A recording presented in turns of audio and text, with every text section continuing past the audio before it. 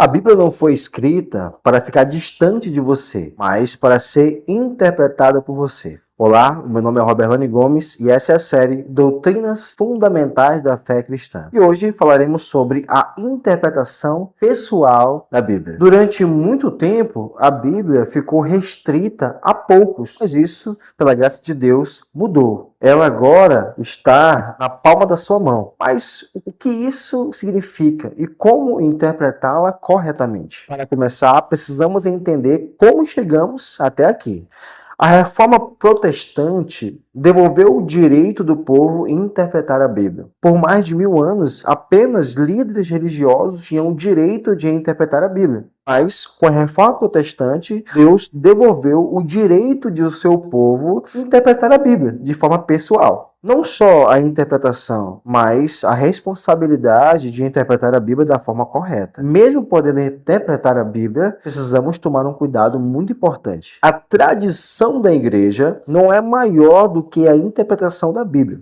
Toda igreja tem tradições. Umas ajudam, outras confundem. Mas nenhuma tradição está acima da palavra de Deus. A Bíblia, como um livro inspirado por Deus, é sempre a nossa regra final de fé e prática. Só que interpretar a Bíblia por conta própria há um risco que devemos evitar. A interpretação pessoal da Bíblia não nos dá a licença de fazer interpretações humanas, ou seja, dar a nossa opinião. Interpretar pessoalmente, ler a Bíblia, não significa interpretar a Bíblia de qualquer jeito. Por exemplo, há um versículo na Bíblia que diz: tudo posso naquele que me fortalece. Não quer dizer que eu olhar para esse versículo e entender, eu posso fazer todas as coisas. Não é isso que o versículo ensina. Ele fala de suportar todas as coisas em Cristo Jesus. Ou outro exemplo que diz que maldito é o homem que confia no outro homem. Muitas pessoas usam esse versículo e ensinam que eu não posso confiar em outras pessoas. Mas não é isso que o versículo ensina. Maldito é o homem que confia no outro homem para sua própria salvação. Tem um contexto baseado nesse livro. Então, se nós não podemos inventar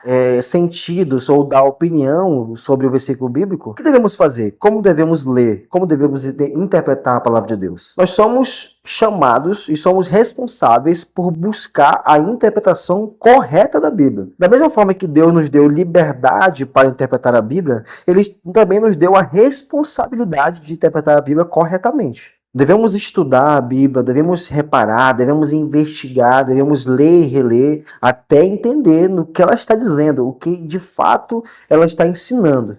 Nós temos a liberdade para descobrir a verdade da Bíblia, mas não temos a liberdade para criar nossas próprias verdades. E isso nos leva a uma regra essencial de qualquer e todo estudante da palavra de Deus. Num texto, nós podemos tirar variações para o contexto de nossas vidas, mas aquele texto tem um significado correto e exato. O significado original do texto é um só. Ele não muda. Por isso, quando interpretamos um texto na palavra de Deus, nós temos que entender o significado, o autor, o que ele quis passar, qual era o seu público, qual era o seu propósito. A partir dali, conseguimos aplicar o texto corretamente nas nossas vidas. Ou seja, exemplos. O apóstolo Paulo escreveu cartas para as igrejas do primeiro século. Já Salomão escreveu para o seu povo, para o reino dele. Já ali também Moisés escreveu para pessoas que estavam saindo do Egito. Lucas, o evangelista, escreveu ali para o senhor Teófilo. Ou seja, cada um escreveu para uma pessoa diferente. Cada um escreveu para um povo diferente. Ele tinha um alvo, um público, um propósito. Para entender o significado bíblico, nós temos que entender esse alvo, esse povo e esse propósito. Por isso, todas as vezes que você for ler a palavra de Deus, leia o versículo que você está lendo, o versículo acima, o versículo abaixo. O texto, o contexto, o pretexto, o significado, o propósito, o autor. E assim você consegue de fato entender e interpretar a Bíblia no seu texto original, do jeito que ela é. Não tirando opiniões suas, mas o texto não pode mudar. Ele tem um significado geral, um significado real, um significado principal. Lembre-se, texto sem contexto é um pretexto para a heresia. A Bíblia, ela está nas suas mãos. Ela é viva, ela é clara, ela é acessível.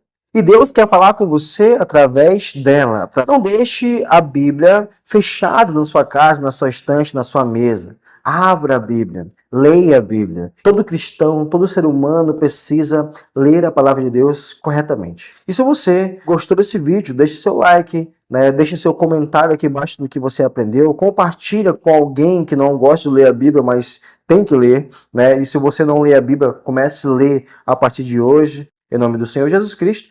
E até o nosso próximo vídeo das verdades essenciais da fé cristã. Valeu!